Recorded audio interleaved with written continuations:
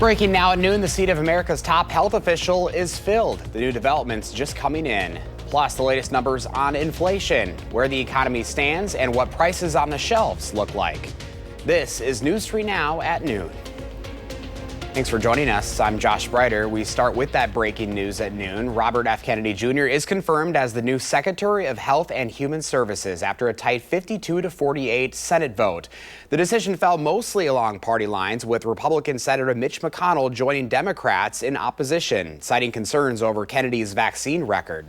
The longtime environmental lawyer and outspoken vaccine skeptic previously ran for president before endorsing Trump. Now he takes charge of the HHS, overseeing key agencies like the CDC and FDA.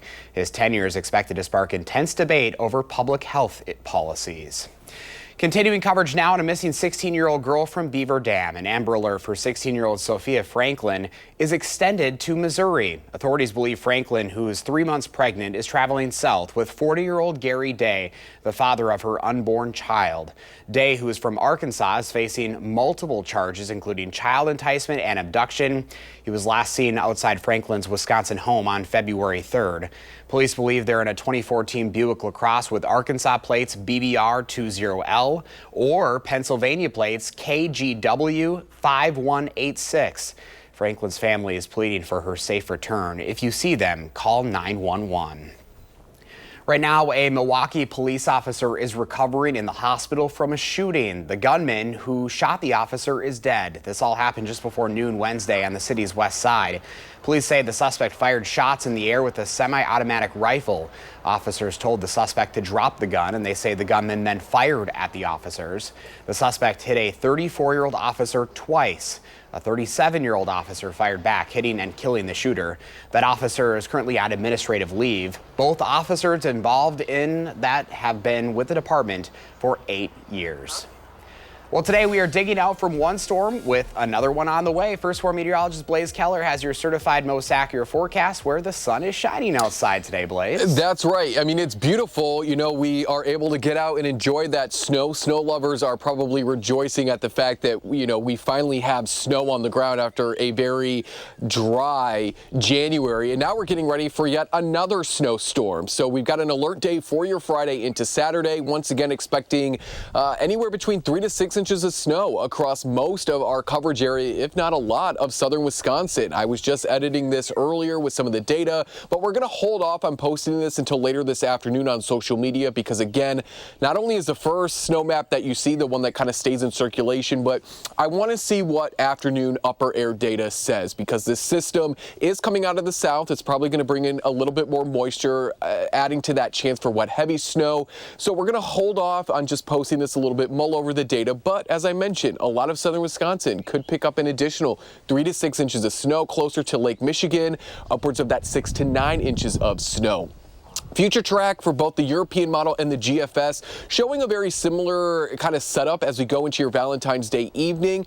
The GFS has this a little bit further north. The sun is a bit glaring, so I can't necessarily see that, but I know one model has it a little bit further north. So I want to see if they come together or if they continue to kind of have that difference because that's going to determine who could see that heaviest snow, especially Friday night into Saturday. But ahead of this, already minor to moderate threats of this system when you take into account not only the snow, but the winds, as well as that potential for freezing precipitation.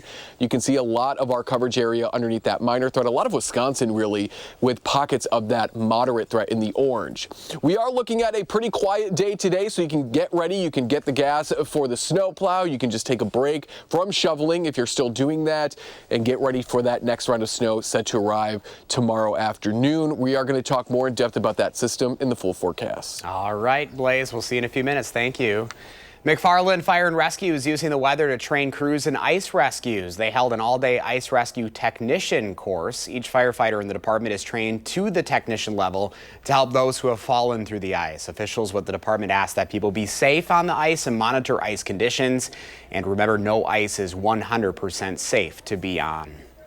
Now to the state Supreme Court, where Justice Janet Protasewicz says she will not recuse herself from the upcoming case involving Act 10.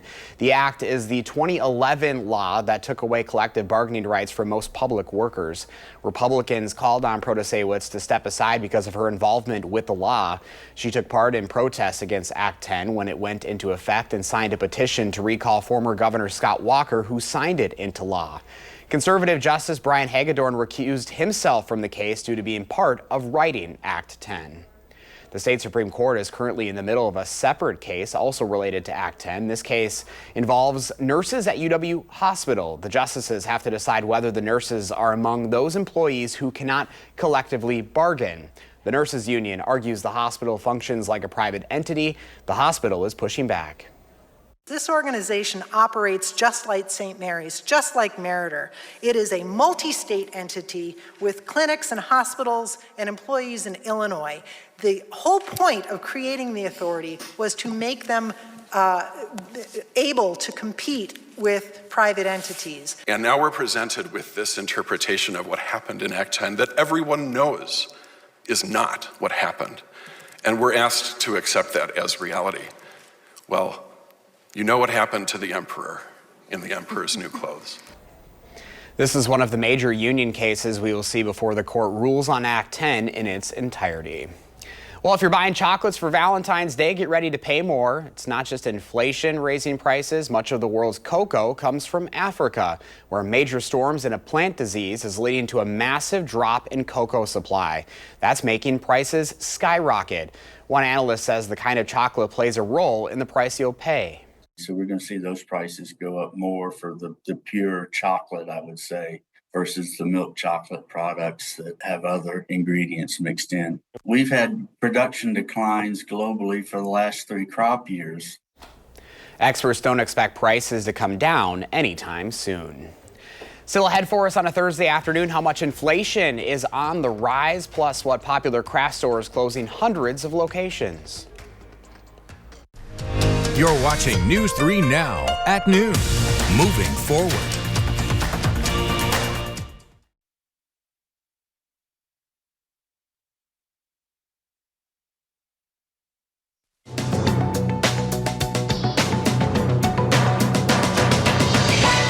The Trump administration has closed its deferred resignation program, which offered full pay and benefits for federal workers who voluntarily left their roles.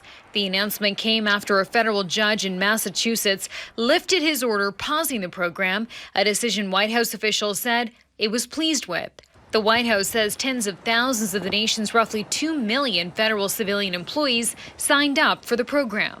Inflation is on the rise. The latest government data shows prices rose by 3% last month compared to a year ago. The report shows the uptick was driven by groceries, particularly eggs, due to bird flu concerns, oil, and housing costs. And Joann is closing roughly 500 fabric and craft stores nationwide, almost a year after filing for bankruptcy. The company said in a statement that right-sizing its store footprint is critical as it looks for the best path forward. Joann says going out of business sales are expected to start this weekend at impacted locations. That's your CBS News Money Watch report. For more, log on to cbsmoneywatch.com. At the CBS Broadcast Center, I'm Chanel Call. Here's the stock report at the noon hour. The Dow is up 65 points, NASDAQ up 143, and the S&P 500 also up this hour 25. Pam has your farm numbers straight ahead, and Blaze is tracking more snow and then cold in the first warn forecast. Later on Live at 4, Marquette Law School poll director Charles Franklin will be here with their latest polls about the Supreme Court and White House.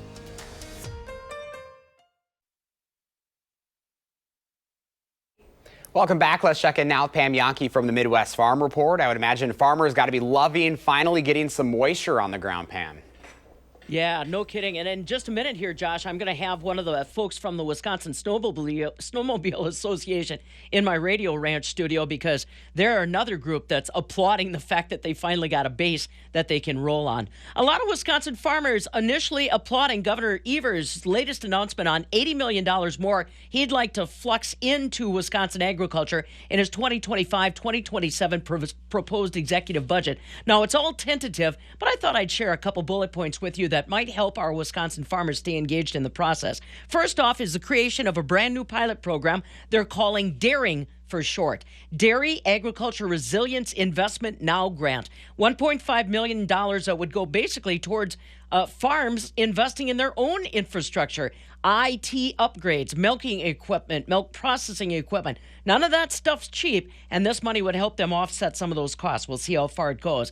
Governor's also looking to double the current investment in farmer mental health support systems, about $400,000 more going that way. Another interesting one to keep an eye on is a truth in labeling for our dairy products, basically protecting milk and dairy products and prohibiting advertising or labeling products as milk or dairy unless it comes from a cow or another mammal. That's been tried in other states. We'll just have to wait and see how far it gets in Wisconsin. And then another one is more money for staff at the Wisconsin Department of Agriculture for ag export. Just a couple highlight items I thought I'd bring to you as far as the governor's overall projected plan for Wisconsin agriculture, $80 million more in his budget, 25-27 biennial that we'll be hearing about later this month. We'll wait and see, like I said. All right, talking a little bit about what's happening in the marketplace today. Again, we're continuing to monitor some of the reaction on potential tariffs. Always seems like these things happen on the weekend and we react to them during the week. Right now, agriculture is just kind of holding its breath for those items. Dairy markets today in Chicago. Barrel cheese up 1/4 cent at $1.83. 40-pound block cheese unchanged at $1.92. Double A butter down 1/2 at $2.40 a pound. And Josh, I just want to remind folks, we're starting to fill up our trip to the Canadian Rockies pretty quickly. We are going to be railroading the Canadian Rockies, starting in Calgary, then on to Banff. Jasper will get on the train and head our way to Vancouver and Victoria. Agriculture highlights on the way. I think I'm going to try to share pictures tomorrow morning on the early show of previous trips like that. But please don't wait.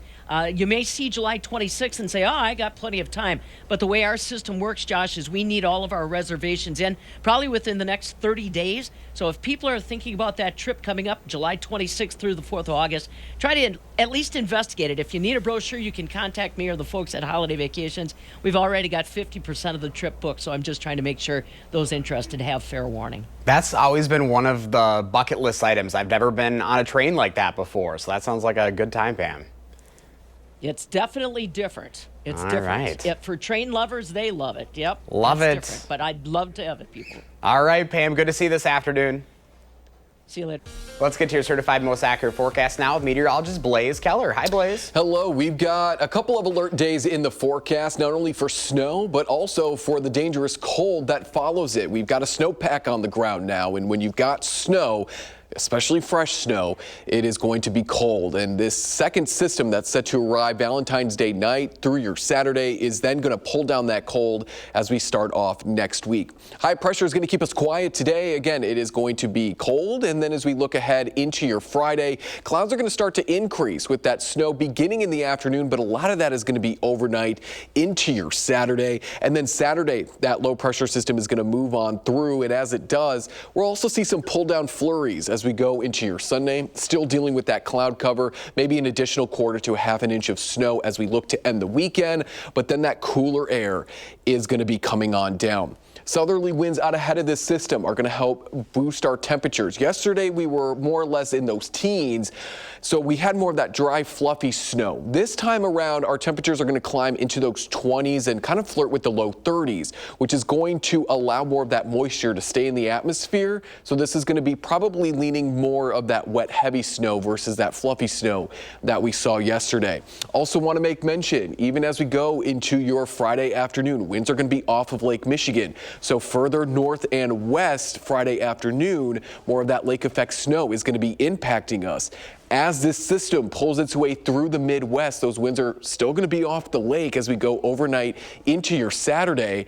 And then throughout Saturday, as that system moves eastward, those winds are still off of Lake Michigan. So closer to the lake, you're going to be possibly dealing with this lake effect snow all throughout this winter weather event or this latest winter storm starting Friday evening all the way through Saturday. But as we go further into your Saturday night, and then into Sunday, the accumulating snow is going to taper off. So it's really going to be Friday into probably the first half of Saturday that the heaviest snow is going to fall.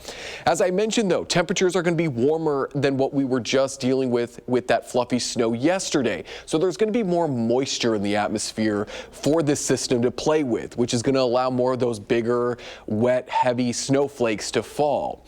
And we showed it off at the top of the weathercast and the newscast, but we'll touch on it again. We are going to make some changes as this was made this afternoon, but a lot of us could see an additional 3 to 6 inches of that wet, heavy snow, and then closer to Lake Michigan, more of that 6 to 9 inch accumulation possibility. And then here comes the cold Monday morning, feeling anywhere between 20 to 30 degrees below zero, and then we're going to do it again on Tuesday as well. So we got a couple of alert days, to say the least. It's feeling like winter after this sunny day. We are expecting that snow Friday and Saturday, and then Sunday, Monday, and Tuesday, even into Wednesday and Thursday of next week. Single digits and teens with overnight lows about 10 to 15 degrees below zero. Winter's sticking around. It is definitely not going away anytime soon. All right, Blaze, thank you. Howard is in the Mr. Food Test Kitchen with an old favorite and a new twist. When it comes to making dinner, one of the biggest challenges many of us face is, what can I make that's different? Let me help you by introducing you to a recipe that's easy, budget-friendly, and comforting. It's country fried steak, and it goes together like this. We start off by seasoning some cube steak with salt and pepper. And then, for a twist, we dip them in some buttermilk. You see, the buttermilk adds a tang to the breading and helps tenderize the meat. We coat both sides really well with some yellow cornmeal, which will ensure lots of crunch in every bite. After pan frying them, when the coating is golden and they're cooked all the way through, we place them on a wire rack. Then, in the same pan, we add some seasoned flour to the drippings, whisk in some milk, and when this thickens, our gravy is done. Serve this up with some mashed potatoes and a veggie, and say goodbye to your boring dinner time routine. Let me assure you, this is going to be a new family favorite. To get your hands on our country bumpkin fried steak recipe, all you have to do is visit our website. I'm Howard in the Mr. Food Test Kitchen, where today we found a fast and budget-friendly way for you to say, ooh, it's so good. When we come back at noon, we'll meet our pet of the week from the Dane County Humane Society.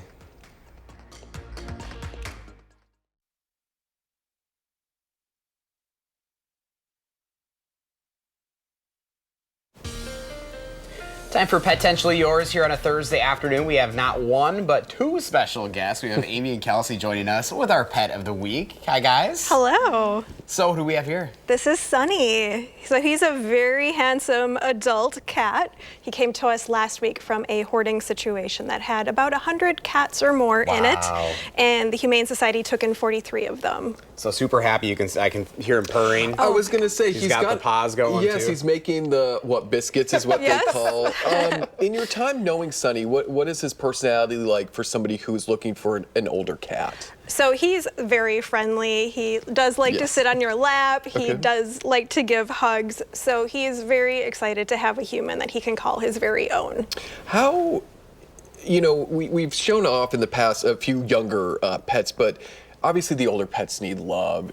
Can you kind of talk about what it would kind of mean for like an older pet to get adopted? Because, they have love to give to families too. Absolutely. He's had a hard life up to now, obviously, right? Yeah. And you already know what you're getting. This is his personality. He's going to be a friendly boy. You know he's going to keep your lap warm on those cold days next week. He loves you. Yeah, he absolutely does.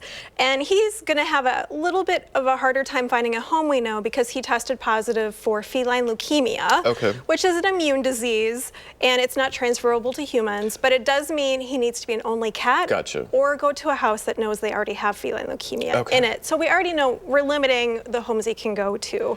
But he's so sweet. He's very so tame and just something calming about it too. Yeah, for maybe like a family who isn't wanting a kitten or a really energetic older cat. I mean, he's kind of selling himself right here. He keeps coming to you, Josh, and just laying out and relaxing. So February is an important month. That's why Kelsey's here with Mounds Pet Food Warehouse. So what is going on that people need to know about? Yeah, so February is People for Pets Month at Mounds. You can support Dane County Humane Society by rounding up your purchase total at any of our 4 Dane County stores. So that'll be Middleton, Fitchburg, Madison, and Sun Prairie. Then at the end of the month, Mounds will match any donations up to $20,000 in support of the Humane Society. Oh, love that. There's the information up on the screen. I mean, this is all about a partnership, right? Like, we're trying to take care of our local animals and really like helping the community too, because this is therapy, right? Yeah, and you know, how much of this type of fundraising really does help the Humane Society? Do you guys see a lot of your available money to then spend coming from events like this? Absolutely. I mean, we are a community-supported nonprofit organization, not part of the government, so we absolutely rely on our community support to do everything we do, and especially when we have cases like the one Sunny came from. You know, there's a lot of medical needs that came out of that, so community support means everything. What was the date again, so folks can help out? Yeah, so all February long. Perfect. We got, what, 2 more-ish? Plenty of time. Yeah, and Mounds, perfect place to buy food. There you go. Yeah, absolutely. And get your free Mounds candy bar. That's right. That's right. Awesome. Well, thank you guys so much for coming here. Of course, we got Sunny, which we love tracking sunshine, right? Yeah, I was going to say, we got Sunny in the house and we got Sunny outside. It is a beautiful day out there, but more snow is on the way, folks. Tune in tonight at 4. We'll have the latest. Thanks for joining us.